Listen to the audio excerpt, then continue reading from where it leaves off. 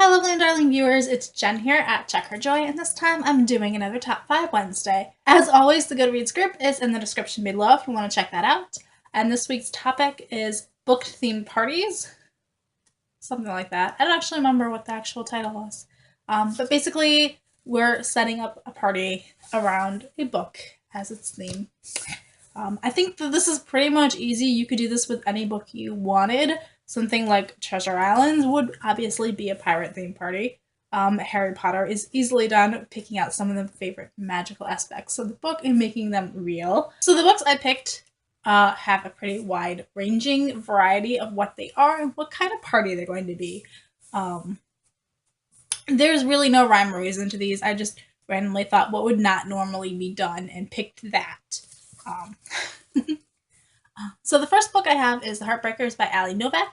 I really love this book. It's a young adult romance, and it focuses on Stella and Oliver.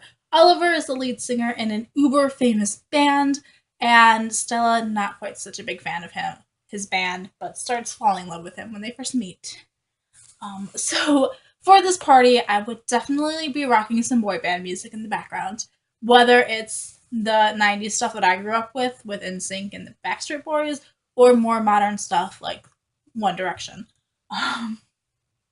Then we have Stella's love of photography, and I'm definitely seeing cameras laying all over the place, especially if you have vintage ones, and some photographs decorating. Stella's sister Kara is totally into fashion and magazines, and totally just spurs some of those magazines about, try to wear your most fashionable clothes, maybe do a photo shoot with some really crazy fashions. It can be fun. And we have the brother Drew, who loves pulling pranks, as well as the rest of the boys just being guys and sports and movies, and that could be fun also. So there's my Heartbreakers theme party. Pretty much just random assortment of stuff, but I think it would be fun. I tried to come up with a different book, and I just kept coming back to this one as one of the ones I want to do a party for. Next up, I have Frankenstein by Mary Shelley. This one, the thought that caught me was build your own monster. So whether you're dealing with paper cutouts or clay or Legos, part of this would actually be building your own monster out of other parts of things and seeing what you came up with. Decorations for this would be pretty typical Halloween stuff with the mad scientist theme going on, vials filled with colored liquids, strange medical apparatus. You could really make some disgusting, gross foods like spaghetti for brains or cakes that look like parts of the body, and it would totally, I think, be fun, but kind of gross. I think it'd be a good Halloween party for this one. Next up, I have Mastering the Art of French Cooking by Julia Child, and this would have some very delicious cuisine involved. I'm thinking a sit-down party where you actually make some of the stuff within this book, use Julia Child's recipes because they're delicious, and then go for a French theme. Eiffel Towers, string of lights, just really have fun with it. Berets, whatever you want to do. But I think the food would be the main part of this party. Next up, I have The Horrible History Books by Terry Deary. These are children's books, and they pick out the most gross, bizarre, crazy parts of history and kind of collect them together. There's also a television show based off of these, which I super adore. And I really think you could have fun with picking the most bizarre and grossest parts of history and making that your theme. Things I had in here were Georgian makeup, and not actually using like lead line makeup, but doing a really white face paint, and then maybe figuring out how to attach felt or coloring in beauty marks with face paint. So doing Georgian makeup would be fun. You could do a photo shoot with some really bizarre costumes from throughout history. Stuff like a Viking's hat, which, by the way, does not have horns. Pirate's hat, spyglasses, anything you want to do, and just make it really bizarre.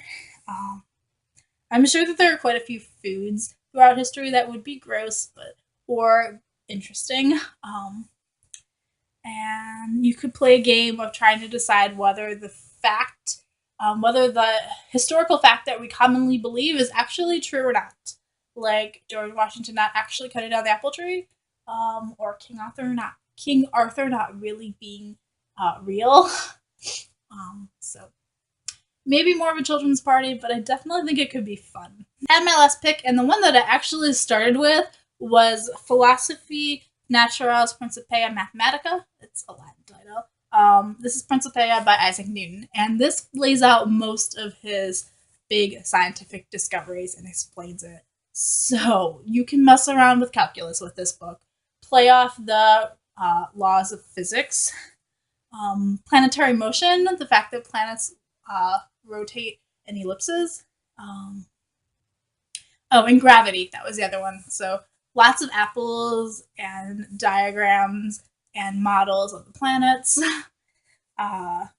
Definitely eating pie with the math theme going on here.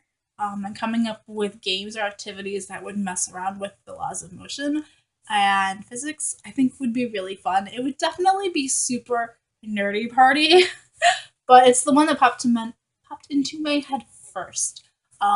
This is also a pretty old book with lots of like drawings in it, and it could also serve as decoration, like printing out some of those pages. So really quickly, those were my ideas for book-themed parties that maybe wouldn't be quite so common.